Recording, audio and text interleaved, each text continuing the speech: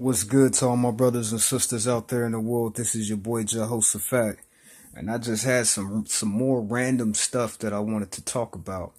The main thing of this one is why are people so stiff necked? Why if we see all of these solutions that the normal person can take and they can apply that, and overall we'll all be doing just a little bit better if they took heed to some of the things that you hear all these different people saying. Like, there's so many different solutions out there for the common person, and I don't understand why our people are so, it's like they not hearing it. You know what I'm saying? I don't know why we so invested on this new culture that we have created, but it seems like it's half and half. Half of our people want to do right.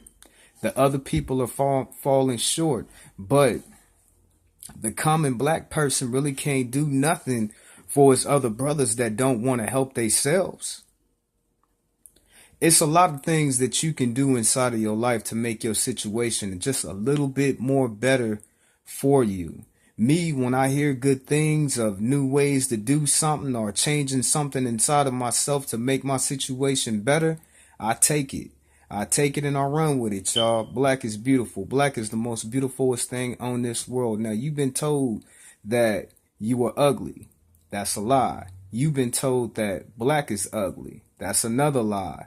Black is beautiful. Black is the most beautifulest thing on this earth. I see so many of my brothers out there in the world, and we are strong people, y'all. We got a lot of strength. Look at all these brothers out here in the streets. They got a strength on them. Look at your workers at work, black men at work. They strong. They intelligent black among us. They are very strong individuals. So when people sit there and they say that we can't do nothing, with inside of our race, we have enough technical skills to make a great nation. We got an army right now outside in the streets killing each other. That's our army right there. Our army, our Bloods, our Crips, our little gangbangers. If they only had a drive to want to protect their people, we would have a whole army, y'all. I mean, an army. These brothers and sisters is out here killing each other in the street. How can we get them to kill people that kill us? You know what I'm saying? That's one of my biggest things that y'all gonna see me just run off on a tangent on. You know what I'm saying? How can I get my brothers out here out the street? And they say one person can't change nothing. That's a lie.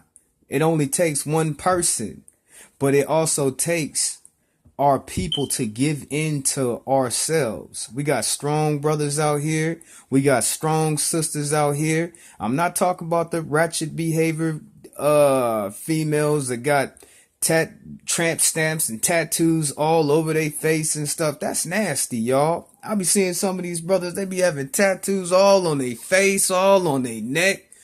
Don't get me wrong. I know that when you get tattoos, it's kind of addictive. You get one tattoo, you get another one. But damn, why would you want to put a tattoo all on your face, all on your neck? These motherfuckers got tattoos on their tongues, under their eyelids and shit. Enough is enough with it. Damn.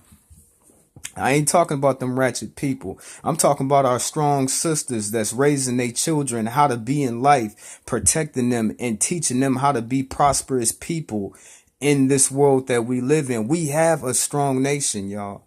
We do. All of us united. I don't know about these black folks running around talking about we can't do this, we can't do that. Oh, we got to stay under the thumb of white supremacy. And then I heard some commentary earlier, and it's still in the same grounds of some stuff I said. I don't think they'll let us go, y'all. I think that black people in this country, even though we looked at a certain way, this country needs us. Don't let me get on a biblical standpoint. Biblically speaking, I think if black people were to lead this country, this God would just release his whole wrath on this nation. I don't know how to put it in a more simpler form for you to understand me, but I see death and destruction if black people live here. But I don't know why it's inside of our minds that we can't do. Now, you've been lied to for the majority of your life. You have. Some of y'all went to college and found out everything that was told to you in high school, grammar, and middle school was a lie. some things in this life, you're going to have to do your own research to find the truth, because I see people, even though they have the truth, they just won't give it to you. They have it right in their back pocket, and it's not benefiting them one way or another, but they would still keep that truth from you to stop you from building yourself up. So I see, as black people in this country, we're going to have to start relying on one another. No more knocking each other down. No more, I can't do this, I can't do that. You can do anything you want to do.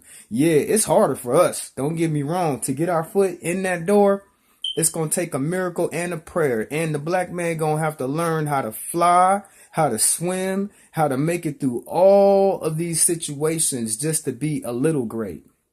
But that's all right, though, because I feel like the stuff you go through make you the person that you are. So it's a reason. Now, I know it's billions of dollars spent every single year to get you to hate me. I know it's billions of dollars spent every single year just to get you to hate your own self. But if you can climb out of all these lies, if you can swim up to the surface, there is truth at the surface.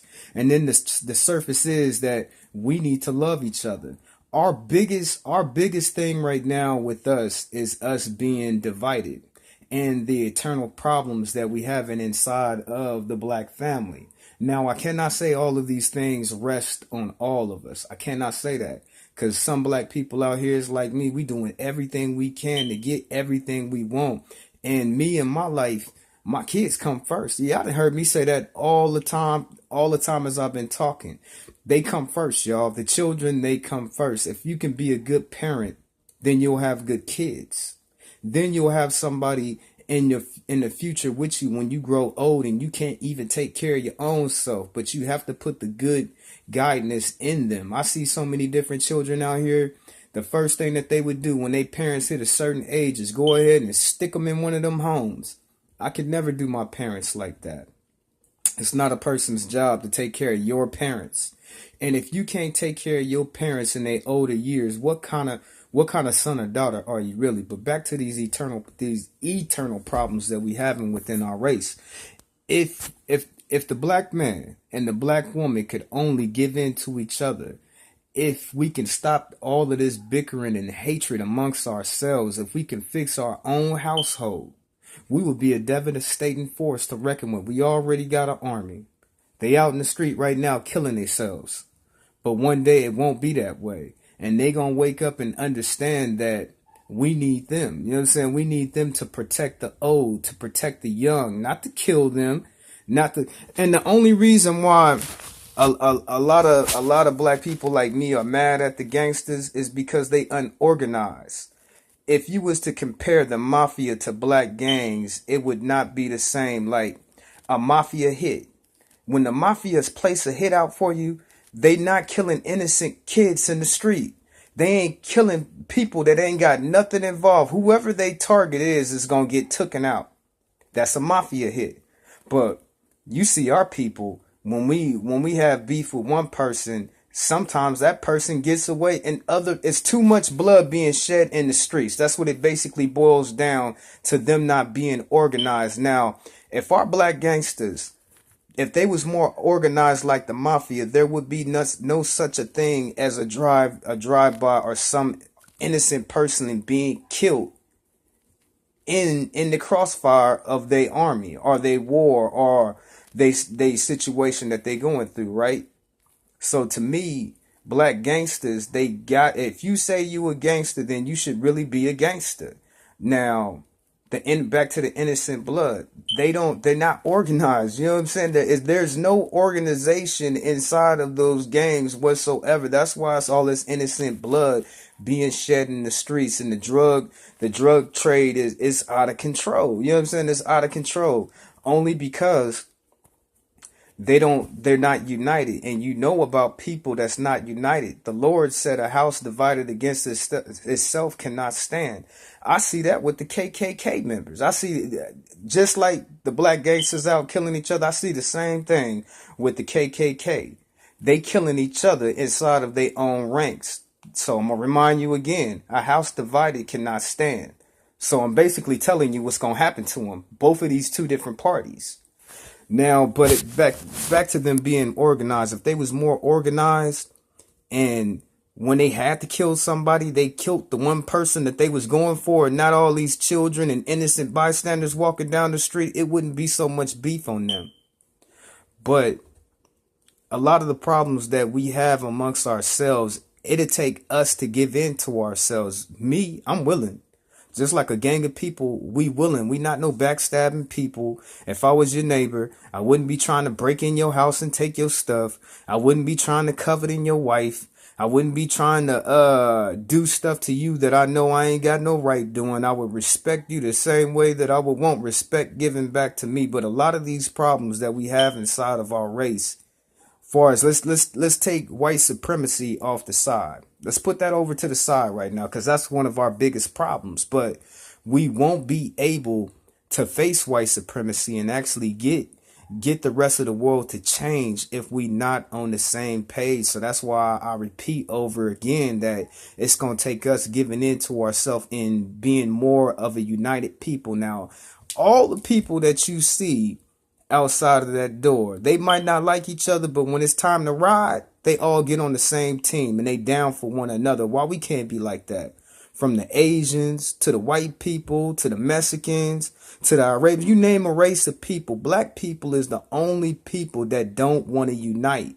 Now that tells me that we got a deep-seated hatred inside of our heart towards our brother, people that look the way that we do. And this hatred that we have for each other, it's on a level to where it's on some demonic, demon, Satan type stuff. You know what I'm saying? Why do you hate your people so much? Why do you try to undermine all the great things that your people do? Why you can't be the type of person that would congratulate somebody for a job well done? A lot of y'all be sitting there looking at your neighbors and so invested on what they got and what they doing. But if you just took half the time to get up off your butt, then maybe you could have something too.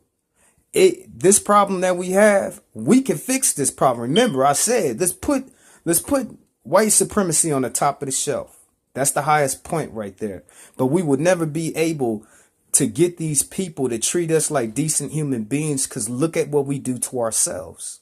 Now, I'm not saying that they not a key factor on why it is the way it is for us, but it still comes to us. Like, they fighting a war and they really ain't got to do nothing because we so busy bickering amongst ourselves. What will it take for you to love another person that looks like you that you don't know? What would it take for you to love your brothers and your sisters out here that you don't know? You ain't got no ties with these people whatsoever. But remember what I said, when it's time to ride, you see all these races and they getting together and they coming together and they riding for one another. So why are we so divided? Why are we so separate? Why are we so cutthroat towards ourselves? Now, I know billions of dollars is spent on you to hate me and me to hate you, but it's on us. I chose that, just like you chose that. So it's going to take us, black men, black women, black children, black old people, all of us to come together. Now I'm going to start hating. I'm going to start hating now. I wish that Trump did bring it back to like the 60s so y'all could stop killing each other. I wish he would make segregation again so you could love one another and it could be like the days of old, because as you look at new days, it's cutthroat out here and the black man and the black woman don't got love for each other like we should. Now, I tried to keep the biblical standpoint out of this. I'm going to just keep that out of it and just stick with the facts of what's in the streets. Now, if it took all this money, all this time, all this effort to program your black mind to sit there and hate your own self and hate your people, it's going to take you to get that out of you. You know what I'm saying? Ain't nobody going to be able to do it for you. You going to have to get that hatred out there. Ain't no class. It ain't nowhere. Ain't nobody you could talk to. You going to have to find out why it is that you hate your people so much, because you and people like you are setting us back, are holding us back. We already got the big ass elephant foot of white supremacy stomping on our head. But other Negroes out here are playing the part of white supremacy as well, because they're pushing us down too. So I'm going to ask you, like a lot of people say we should separate separate ourselves from other black folk that don't want to be right and act right. At this point, y'all, I don't see no other. I don't see no other end to it. I don't. I don't see no other end to it because I see our people not trying, and I still see this innocent blood being shed in the street. Now, me, I'm not invested on that gang life. I am not. But I tell you this, if black people united and I had to stand with my fellow brothers for the preservation of my people, I will do that in a heartbeat. God know I'm telling the truth to y'all. I never gave in to that gang life like that, so I don't know why my brothers out here and they act the way that they act. They can't say that they don't have chances and they haven't been given anything. All it takes is a person to try even harder. You black, you know you're going to have to move a mountain with your teeth. You know you're going to have to stop a whole hurricane with the palm of your hand just on the color of your skin. But y'all still be out there making it more harder for black folk. Why is this for? You got that much hate for yourself? Man, I get frustrated on some of my messages. I get frustrated at the end of it and I just close it off because I get mad and stuff because I don't see an end to all of this hatred. If they love each other, why can't you love yourself? Why can't you love your people? I love y'all. Y'all black people of America. I'm black person of America. I love my people. You know what I'm saying? But I can't say all at my whole point that I felt this way.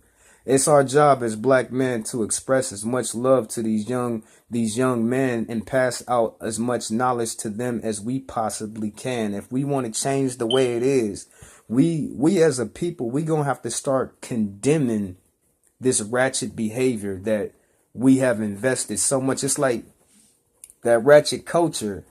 It's like that's what they see when they think about a black person. Even though you got all these brothers and sisters out here positive and making big moves in their life and trying to have something, it don't really stand for nothing when you got this ratchet side over here that's making us look bad. Basically just making us look bad, making us look like horrible people, and you know media is gonna put them in the spotlight just so they can shine.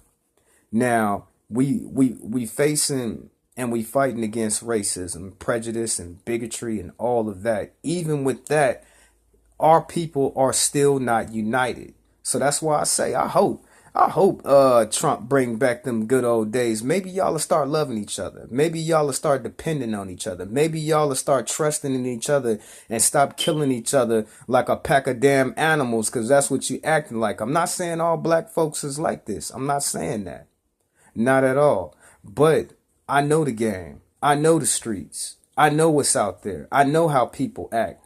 And from what I have seen so far, it has to be something real big that change our brothers. And that goes back to us being united. If they can see us expressing love and pouring down as much love on each other as we possibly can, then maybe they'll wake up and see.